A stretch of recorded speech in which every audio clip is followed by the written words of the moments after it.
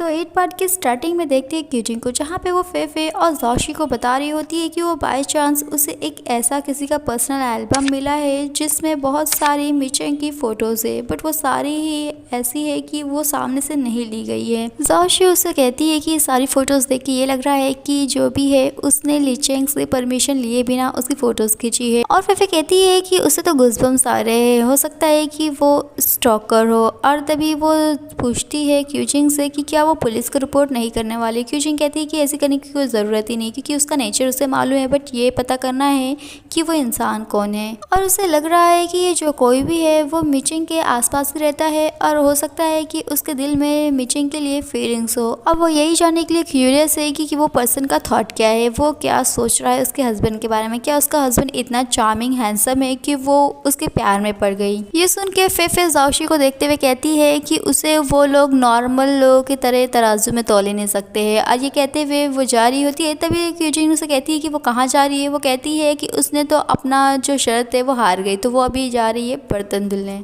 पर जोशी वहाँ रुकती है और क्यूजिंग से पूछती है कि वो नेक्स्ट क्या करने वाली है। तभी क्यूजिंग उसे कहती है कि क्या वो इंटरेस्टेड है, वो उसे बता सकती है। अगर वो अपना सीक्रेट जो उसके और मिशू के बीच में है वो उसे बताए तो ऐसा हो सकता है। और वो पूछती है कि क्या मिशू उसे किसी चीज़ को लेकर धमकी दे रही है। उसी वक्त डोरबेल बजती है और जोशी कहती है कि वो जा रही है देखने की कौन आया है। तो वहाँ आया होता मिचिंग, जो कि क्यूजिंग के लिए ब्रेकफास्ट लेके आया होता है, क्योंकि उसे लगा था कि वो खाई होगी या नहीं। और तभी क्यूजिंग उसे कहती है कि जोशी के रहते हुए वो वहाँ पर बिना ब्रेकफास्ट के कैसे रख सकती है। और वो जोशी को ऑफर करती है कि क्यों नहीं वो लोगों के साथ आके रहे। जोशी कहती है कि ये आइडिया उसे सही नहीं लग रहा है, क्योंकि लोगों की प्राइवेसी का क्या होगा। तभी वो कहती है कि वैसे भी प्राइवेसी के नाम पर लोगों के पास एक थर्ड व्हील है जिसका नाम है फेफे, जो कि कभी भी मुंह उठा के आ जाती है। तो उसके अलावा कबाब में एक हड्डी हो या दो, उसे फर्क नहीं पड़ेगा। अभी दूर खड़ी फेफे क्यूजिंग को कहती है कि वो सब कुछ सुन रही है। जोशी लोगों को कहती है कि वो अभी यहाँ से निकल रही है क्योंकि उसे कहीं और पहुँचना है। और आगे देखते हैं तो मिशू जोशी का वेट कर रही होती है। जोशी मिशू को कहती है कि वो कुछ बताना चाहती है, और वो बताती है कि वो और विशिंग मिले थे।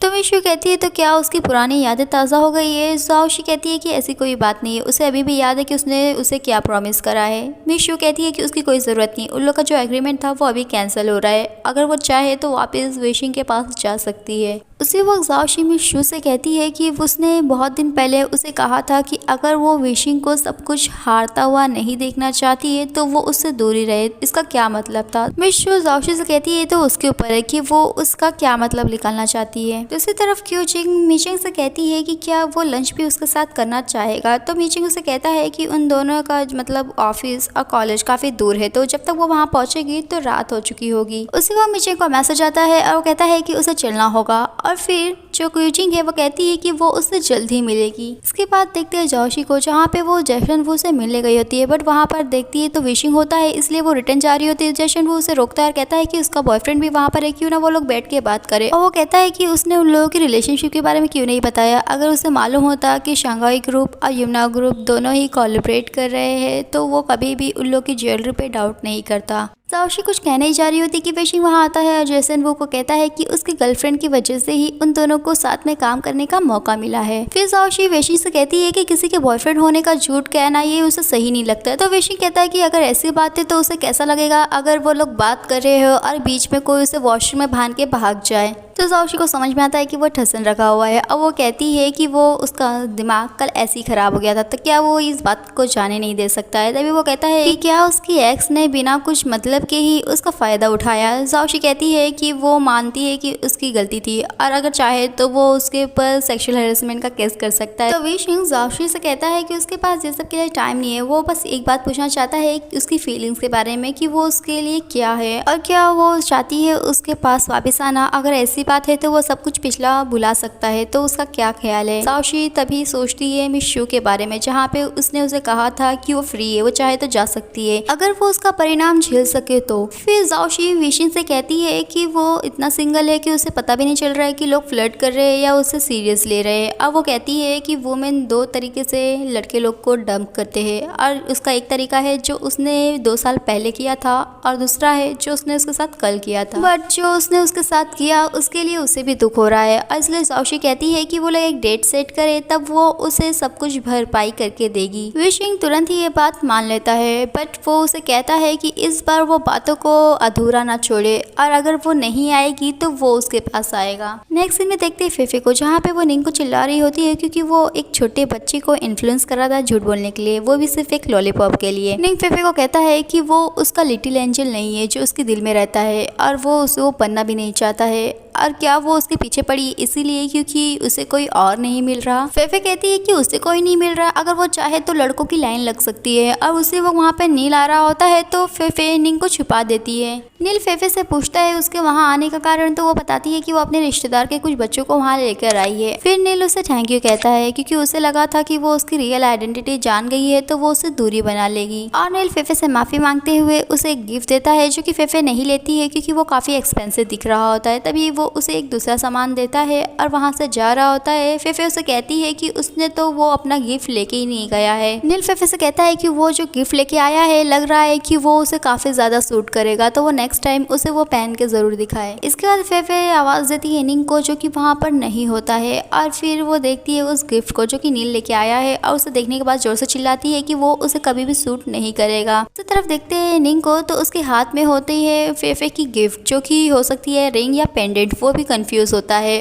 और वो कहता है कि स्नो फैमिली का जो वारिस है मतलब नील, वो लड़कियों को पटाना अच्छे से जानता है। नेक्स्ट सीन में देखते हैं मीचैंग को जो कि हैरान हो रहा होता है क्यूजिंग को अपने ऑफिस में देखकर, जो कि एक इंटर्न के तौर पे आई है। क्यूजिंग को पूछता है कि वो वहाँ क्या कर रही है, तो क्यूजिंग उसे कहती है कि क्या वो उसके साथ लंच करना पसंद करेगा। क्यूजिंग ऑफिस का मुआयना कर रही होती है ये देखने के लिए कि मीचेंग का फोटो कहाँ कहाँ लिया गया है और वहाँ पर कौन जा सकता है। और तभी वो देखती है मीचेंग की सेक्रेटरी को, और मीचेंग को मैसेज करती है कि उसे नहीं मालूम था कि उसकी इतनी अडोरेबल सेक्रेटरी हो सकती है। मीचेंग उसे लिखने ही वाला होता है कि वो एक्सप्लेन कर सकता है या ऐसी बात नहीं है, बट वो सोचता है अगर वो ऐसा करेगा तो क्यूजिंग को लगेगा कि वो ज़रूर से कुछ छुपा रहा है। बट वो ये सोच के खुश हो रहा होता है कि जो क्यूजिंग उसकी वाइफ है वो जेलस हो रही है। तो क्यूजिंग सभी को ऑब्जर्व कर रही होती है। तभी वहाँ देखती है वो अदा और उसकी कलीग को जो कि लीचेंग की जो सेक्रेटरी है रेचल, उसे थोड़ा कंफ्यूज करते हुए बता रहे होते हैं कि उसे क्या क्या लाना है। बट रेचल को समझ में नहीं आ रहा होता है कि उसे क्या लाना है, इसीलिए वो जाके स्नैक बार पे भी खड़े होकर सोच ही रही होती है। तभी वहाँ पर क्यूजिंग आती है और उसकी हेल्प करती है और बताती है कि क्या क्या लेना है। और जब वो सारा सामान कलीग्स लोग के सामने जाता है तो वो लोग कंफ्यूज रह जाते हैं कि 10 मिनट के अंदर ही वो ऐसा कैसे कर लिया। और उन दोनों में से एक को लगता है कि किसी ने उसकी हेल्प करी है, बट दूसरी कहती है कि अगर किसी ने उसकी हेल्प ही करी है तो उसके लिए पेमेंट कौन करेगा। और तभी देखते हैं कि उसे मैसेज आता है और उसके ही पैसे कटे होते हैं। दूसरी तरफ रेचल क्यूजिंग की तारीफ कर रही होती है कि वो इतने कम समय में कैसे उसने कैलकुलेट कर लिया। रेचल को वो कहती है कि पहले तो लोगों को कंफ्यूज लगेगा बट फिर वो समझेंगे तो आसान लगता है। रेचल कहती है कि उसे तो अभी भी समझ में नहीं आ रहा है। क्यूजिंग उसे कहती है कि उसे परेशान करा जाता है फिर भी वो यहाँ पर जॉब क्यों करना चाहती है, क्या वो मीचिंग को पसंद करती है। रेचल उसकी बात को जवाब नहीं देती है, बट क्यूजिंग उसे देख के पता कर लेती है कि वो उसे पसंद करती है। वो कहती है कि क्या वो जो मीचिंग है इतना पॉपुलर है। रेचल उसे बताती है कि देखा जाए तो उन लोगों के डिपार्टमेंट में जितने भी लड़कियाँ हैं सभी लोग उसे फैंसी करते हैं, स्पेशली जो अदा है। और वो उसे बता ही रही होती है सब कुछ। वहाँ पर मीचिंग आता है और क्यूजिंग को अपने साथ ले जाता है। मीचिंग क्यूजिंग को डायरेक्टली पूछता है कि क्या वो वहाँ पर उसके लिए आई है। क्यूजिंग कहती है कि वो अपने बारे में कुछ ज़्यादा नहीं सोच रहा है। वो कहती है कि हो सकता है कि वो अपने कंफर्ट जोन को ज़्यादा बढ़ाने के लिए आई हो। मीचिंग कहता है कि ये भी अच्छा है, अब पूरे समय वो उसके साथ रहेगी। और वो लोग बात ही कर रहे होते हैं कि कोई इन लोगों का फोटो क्लिक करता है। मीचिंग कहता है कि वो एक औरत थी, क्या उसने देखा। क्यूजिंग कहती है कि इन लोगों को टेंशन लेने की जरूरत नहीं है, वो खुद अपने आप ही लोगों के सामने आएगी। नेक्स्ट सीन में देखते हैं निंग को, जहाँ पे वो कह रहा होता है कि चाहे कुछ भी हो जाए वो अपनी पेंटिंग्स नहीं बेचने वाला, चाहे कोई कितना भी पैसा दे।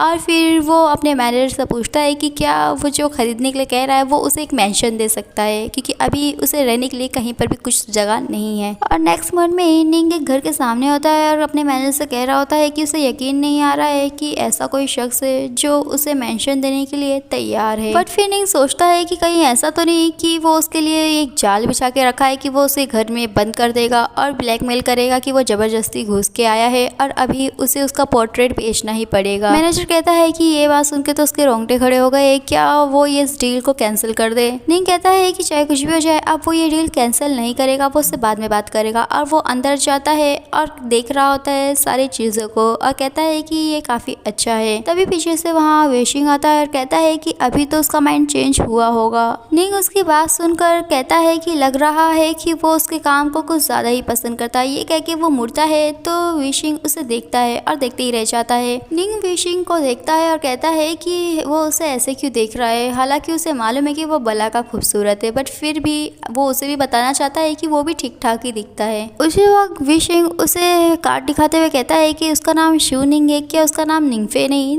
ये सुनते ही निंग कहता है कि फिर से वो किसी ऐसे शख्स को क्यों मिल गया जो उसे पहले से जानता है। और वो कहता है कि जो निंग था पहले वाला वो अभी चले गया है और अभी जो वो है।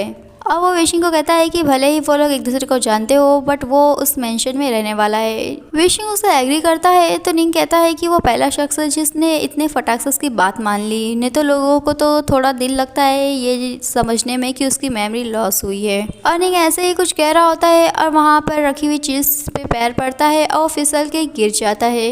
वेशिंग निंग को देखता है और फिर वो अपने असिस्टेंट वेन को कॉल करता है और कहता है कि वो डॉक्टर चैन को कॉल करे और बताए कि उसके पास एक पेशेंट का सैंपल है जो कि उसे काफ़ी ज़्यादा इंटरेस्टिंग लगेगा। और नेक्स्ट मोमेंट पे ही जो डॉक्टर है वो निंग को हिप्नोटाइज कर रही होती है और वेशिंग निंग को कहता है कि उसे नहीं मालूम कि उसे क्या याद है, बट जितना भी उसे जाओशी के बारे में याद है वो सब कुछ उसे बताए। इसके बाद देखते हैं जाओशी को, जहाँ पे वो वेशिंग का वेट कर रही होती है कि उसने कहा था कि वो उसे भरपाई करके देगी, वो उसी के लिए वहाँ पर आई होती है और देखती है तो वेशिंग का मैसेज आता है कि वो वहाँ पर आ गया है। वेशिंग वहाँ आता है तो जाओशी उसे कहती है कि उसे नहीं मालूम था कि वो टाइम का इतना पाबंद है, बट उसी वक्त जो वेशिंग है उसे हक करता है। जाओशी उसे कहती है कि उसे क्या हुआ है, उसे तो लगा था वो सब कुछ उन लोगों के जो बीच में था वो ख़त्म करने के लिए आया है। वेशिंग कहता है कि उसे पछतावा हो रहा है, वो ऐसा कुछ भी नहीं करना चाहता है और वो सॉरी है।